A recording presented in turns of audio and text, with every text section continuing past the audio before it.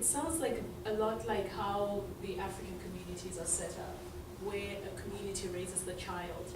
Do you feel as though community is as important in modern day society?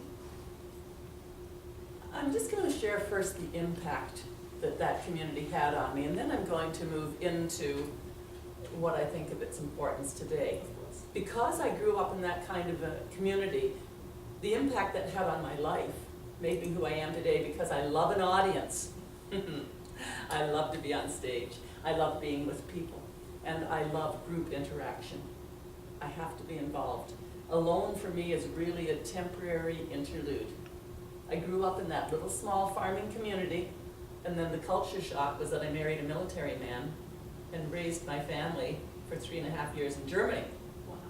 Now that caused me to make sure I created my community wherever I went in order to have a happy military life.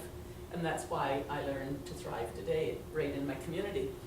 But as to modern society, if you will, today the importance of community, I think people tend to poo-poo it, not quite recognizing what has happened.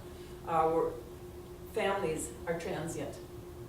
Grandma might be in Ontario and the kids might be in BC. And we have now loans of grandparents. The families are transient. We don't know our own neighbors. The kids are texting instead of talking. We've really created lonely isolationists out of all of this. And in my opinion, therapists have started to become our family substitute. That's very true. That's very true.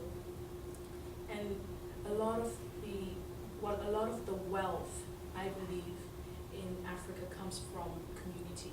While people may not have as much as people out in Western societies, but they're very rich when it comes to community. Although I have seen that when you're living in smaller communities or smaller towns in Western society, it's the same reality too. There is a lot of volunteering. I think that's where you're Yeah. seeing the volunteering.